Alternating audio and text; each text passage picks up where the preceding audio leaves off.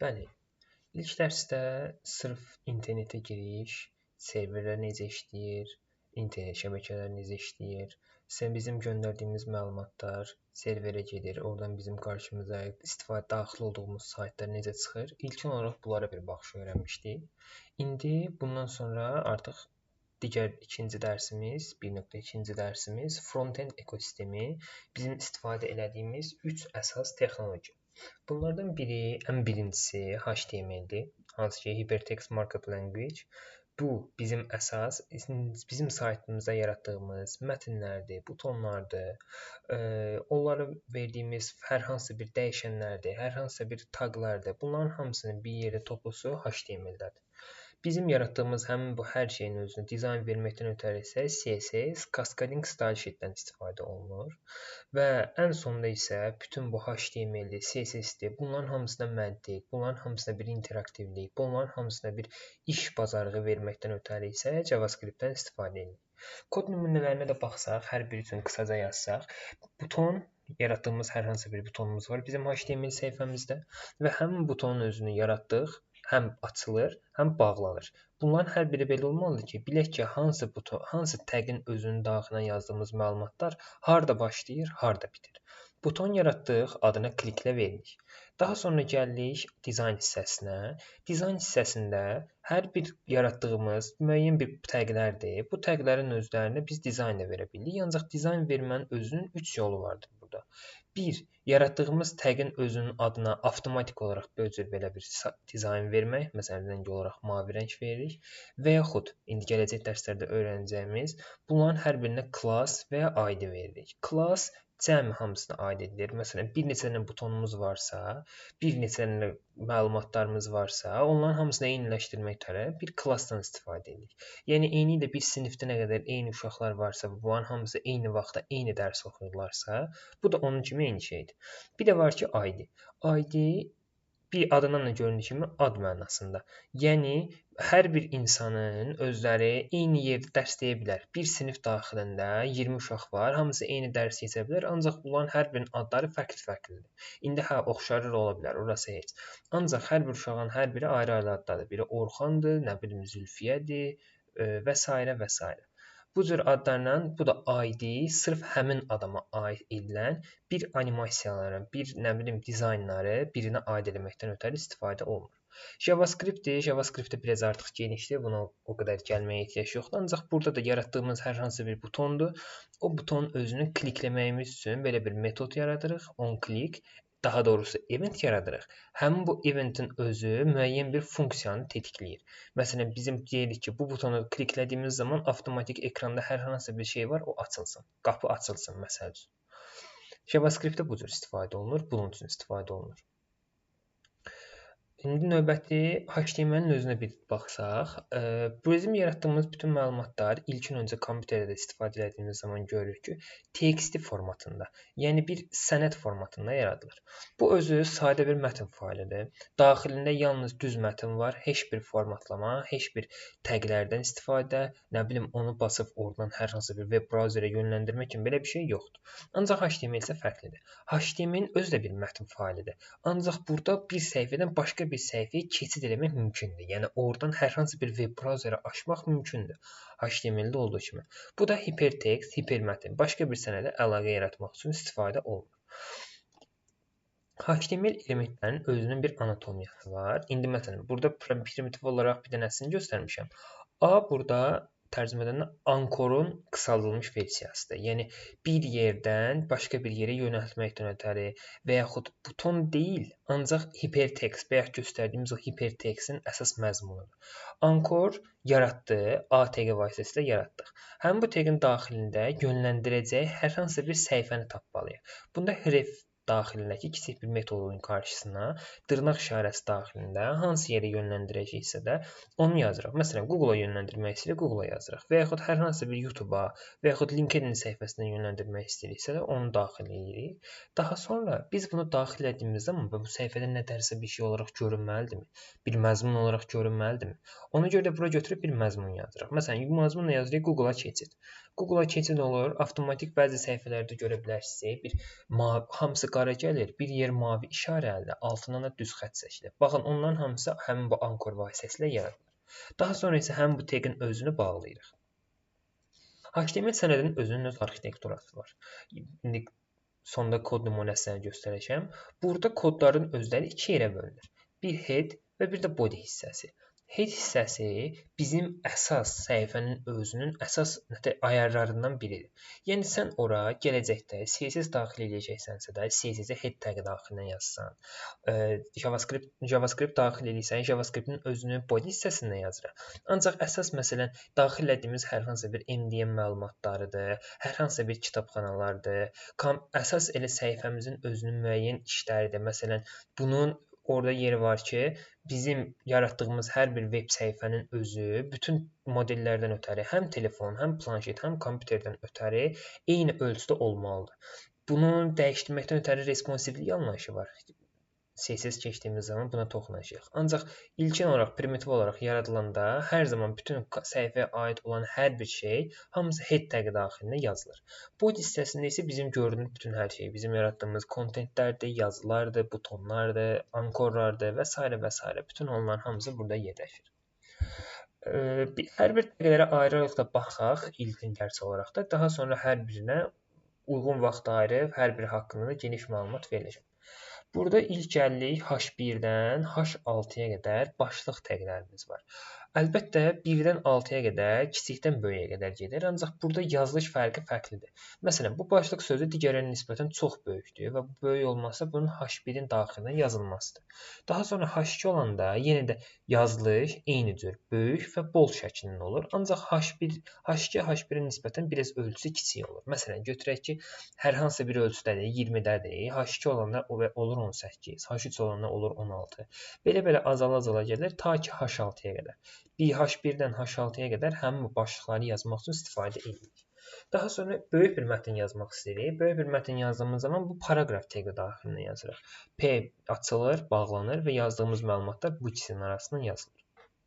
Daha sonra yazdığımız həmin bu paraqraf daxilində bəzi sözlər var ki, biz istəyirik ki, bunları vurğulayaq, digərlərindən fərqləndirək. O zaman strongdan istifadə edirik. Artıq həmin bu sözün özünü götürür bold, daha da qalın şriftdə yazır. Burada B-dən də istifadə edirik. Elə B təqindən boldun qısalmasıdır. Ancaq strongdan da istifadə etmək daha məqsədə uyğundur. Daha sonra listlərimiz var. Ordered listlər, unordered listlər. Yazdığımız zaman ya belə bu cür bulletlər vasitəsilə və yaxud rəqəmlər vasitəsilə siyahlanır və s. və s. İlkin olaraq həmin bu HTML-də səhifəmizi yaradarkən belə bir anlayış var. Developer arasında deyirlər ki, divlər vasitəsilə nested divlər nə qədər açır, onu düzəldir, açır, bunu düzəldir. Bu yazılış köhnə üsuldur. Yəni eyni tag daxilində bütün hamısını yazmaq yaxşıdır, istifadə olunur, ancaq o qədər də düzgün bir şey deyil. Bu brauzerin oxunması üçün çətinliklər yaradır. Ancaq yaradırıqsa, bizim əlbəttə səhifənin özünün, indi sizin özünüzlə istifadə etdiyiniz zaman, saytlara girdiyiniz zaman görürsünüz, saytın özünün yuxarı hissəsi var, headerdir. Burada nə bilim bəzi butonlar var, sizin məsələn akkauntda öz hesabınıza keçməkdən ötəri bir yer var, nə bilim axtarış paneli var, loqo var. Bunların hamısı headerlərdir. Yazdığımız məlumatların hamısı main, tam orta hissədə bütün yazdığımız məlumatların hamısı orada saxlanılır. Və bir də lap aşağı hissə var ki, orada nə bilim əlaqə nömrələridir, ünvandır və yaxud kiçik təkliflərdir və s. bütün şeylər də hamısı footerda yaradılır. Əsas müasir üsulda, əsas mənalı HTML yazdığımız zaman bu cür yazılışdan istifadə edirik. Header yarat, main yarat, footer yarat. Nə qədər div yaratmaq bu qədər düzgün bir şey deyil. Çünki bunun özü, nümunə yazmışıq, kodun oxunaqlığını artırır, SEO üçün siqnaldır, SEO üçün daha uyğundur və bir də əlçatanlıqdır. SEO dediyimizdə sizin yaratdığınız hər hansı bir saytın özünün internet üzərində istifadəçilər bilmir. Ancaq deyək məsələn kimsə götürür axtarır ki, Gəncədə və yaxud Bakıda proqramlaşdırma kursu. Siz orada həmin o sözləri elə seçməlisiniz ki, həmin axtarış sistemləri üçün istifadəçi yazanda sənin saytın adını bilməsə də, sənin saytının avtomatik istifadəsinin qarşısına çıxarsın brauzer. Əsas bu yazılış, bu sözlərdən istifadə, bu üsuldan istifadə bundan ötəridir.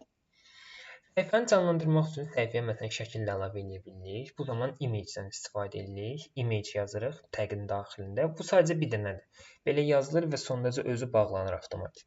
Source yazırıq, şəklin özü, deyək yaratdığımız hər hansı bir proyektin daxilində özündə şəkil varsa, ora avtomatik müraciət edə bilərsən. Yoxdursa, internet üzərindən hər hansı bir şəklə müraciət edə bilərsən. Və bir də alt var. Deyək ki, bizim nəsə oldu, şəklimiz yüklənmədi və qabaq bilməlidir axı bizim burada nə şəklimiz var. O zaman müəyyən bir söz yazırıq ki, bilsin ki, deyək məsələn burada avtomobil şəkli var. Baxan kimi desin, alta da yazırıq ki, avtomobil şəkli. Bilinir ki, burada avtomobil şəkli var. Və yaxud elə bizim developerların özü də yazdığımız zaman görürük şəkil yüklənmir. Deyək ki, hansı şəkildə, avtomatik bilirik ki, bu filan şəkilmiş. Və bayaq dediyim, baxın, linklər bu cür olur. Belə yazılır, mavi rəngdə, göy rəngdə və altından belə xətt olur. Ancaq bizim həmin bunlara daxil olmaq və daxil olmamaq var. Daxil olmamışıqsa, hələ klikləməmişiksə, o zaman bu cür rəngdə qalır.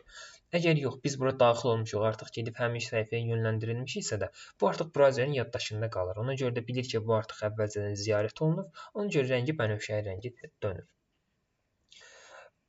Məlumatların özlərini bayaq keçən videoda dedik, serverlərdə saxlanılır. Biz özümüzün yaratdığımızın hamısını lokal kompüterdə, lokal hostda qaldıra bilirik. Bu işləyir. Bununla heç bir problem yoxdur. Ancaq artıq biz bunu hosting eləyəndə, biz bunu artıq istifadəçilərin qarşısına çıxardanda, qlobala çıxardanda bunlar hamısı serverdə gəlir. İndi bunlar arasındakı fərqlərə baxsaq, index.html hamısı ancaq kompüterin özünün daxilindədir. Biz yəni kompüteri söndürsək, bu ancaq özümüzdən əl çatan idisə, artıq özümüzə də əl çatan deyil və buna heç kim baxa bilmir. Ancaq bunu çıxarsaq, serverə deploy eləsək, o zaman artıq saat 7:24 işləyəcək. Bəzi laqlar falan ola bilər, artıq onu özümüz düzəltməliyik. Bütün dünya üçün əlçatan olur və URL kodunu siz istədiyiniz yerdə paylaşa bilərsiniz və istifadə etdiyiniz anda bütün hər kəs ora daxil olub istifadə edə bilər. Yəni çöküb bir şey olmur. Qısa belə bir məlumat, hosting sizin kodunuzun internetdəki daimi evidir. Yəni gedir, orada hər zaman host olunur, oradaca qalır. Və bir də dərsin sonunda hamısını ümumi nəzər salsaq, başda olaraq HTML kodunu yazırıq, cihazımızda canlanır. Bu cihaza canlandırandan sonra artıq biz bunu host eləyirik, biz bunu deploy eləyirik, gedir artıq hər hansı bir serverə, artıq bu qlobalda hər kəsə əl çatan olur. Biz bunun kodunu avtomatik göndəririk, URL-ni yazırıq və bayaq keçən dərsdə dediyimiz DNS həmin o IP-ni tapır, bizim verdiyimiz hər hansı bir domen adı vasitəsilə DNS gedir, həm bu IP-ni tapır və istifadəçini ora yönləndirir. Ora yönləndirdiyimiz zaman da artıq həm bu brauzerimizin özü, həm bu HTML faylını tələb eləyir və bizim kompüterimizi görsənir. Respons olaraq bizə serverdən cavab qaytarır. Məlumat da gələndən sonra bizim bütün səhifələrimiz, bizim bütün yaratdığımız saytların hamısı ekranımıza render olunmağa başlayır. Ümumi dövrə bundan ibarətdir. Ümid edirəm ki, bütün hamısını tam əhatə eləmiş ola bildim. İlkin dərsdə olaraq bəzi fərqliliklər var idi. İnternet necə işləyir, serverlər, şəbəkələr bunlar var idi.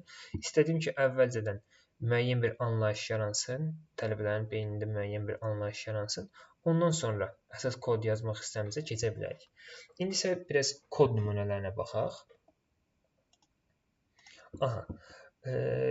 Yəqin ki, tanış olar və yaxud bunun özünə də bir video çəkirəm ki, necə yükləmək lazımdır. Bizim yazdığımız kodların hamısını VS Code daxilinə yazırıq. Visual Studio Code. Bu çox qəşəng bir IDE-dir. Yəni bütün developerlar, yəni çoğunluqla hamısı bundan istifadə edir, öz kodlarını yazmaq, işlərini görməkdən ötəri. Mən də VS Code-dan istifadə edirəm və buna uyğun da ola bilər ki, bir video çəkirəm ki, necə yükləmək lazımdır, yükləyə bilərsiniz. İndi isə keçək yaratmağa. HTML-in özləri bizim yaratdığımız deyildiyi TXT formatıdır və yaxud nə bilim docx formatıdır və s. və s. Həmin formatlardan biri də HTML-də elə adından da bir yerdə olduğu kimi index.html yazırıq. Index yazdıq, nöqtə qoyduq, HTML və salam. Bu cür yaranmış oldu.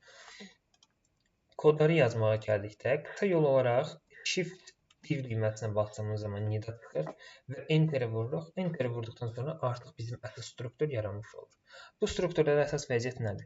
İlk öncə doctype HTML. Bu bizim brauzerə göndərir ki, mənim yazdığım həmin bu saytın hamısı HTML formatındadır. HTML5 formatındadır və buna uyğun olaraq render eləməyə başlayır.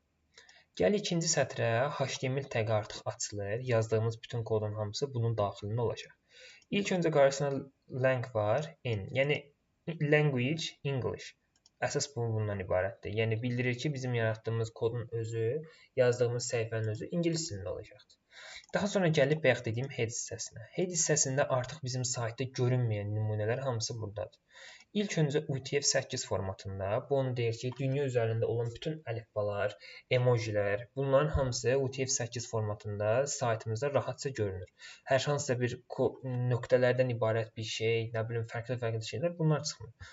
Sırf sadəcə UTF formatı standart formatdır. Bayaq dediyim istifadəçilərin hər birinin ekranına planşet, telefon, kompüterin hər birinin yaratdığımız səhifələrin özləri onların ekranına uyğun olmalıdır. Adına görə device width, yəni həmin ekranın ölçüsündə olmalıdır. Və default olaraq hündürlüyü isə hər birində scale böyüməsi 1.0, yəni 100% ölçüsündə olmalıdır. Daha sonra gəlik ən sonda da title-dır. Hər bir səhifənin özünün başlığında adlar yazılırsa, tabın qarşısında, bizim məlumatlarımız da burada yazılır. Document. Və head bağlanır. Head bağlanan sonra gəlir body hissəsinə və biz body hissəsində artıq bütün məlumatlarımızı yazacağıq. İndi gələk məsələn body hissəsində qısa bir nümunəyə saxlayaq ki, çox dili belə video uzanmasın. İlk olaraq məsələn qarşımıza çıxdı H1 yazdıq. Ctrl Enter-ə basdığımız zaman bizim qarşımıza belə bir intelligence çıxır ki, göstərsin ki, hə, mənim yazdığım kodun artıq nümunəsi budur. Məsələn, H2 yazdıq, H2 gəlir. H vurduğumuz zaman baxın, həm H1, H3, H4, H5, H6, header-ın özü və s. nə qədər təqlərimiz var. Biz H1-i yazdıq. H1-i yazdıqdan sonra məsələn deyək, elə hello world yazdıq da, elə özündən yazdı kimi. Hello world. Bunu yazdıq. Daha sonra deyək məsələn bir paraqraf daxilində bir şey yazaq. Yenə gəlik, Ctrl Enter yazdıq. Yazacaq ki, məsələn this is a simple paragraph. Aha.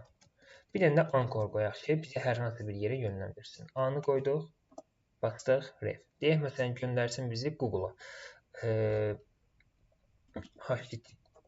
HTTPS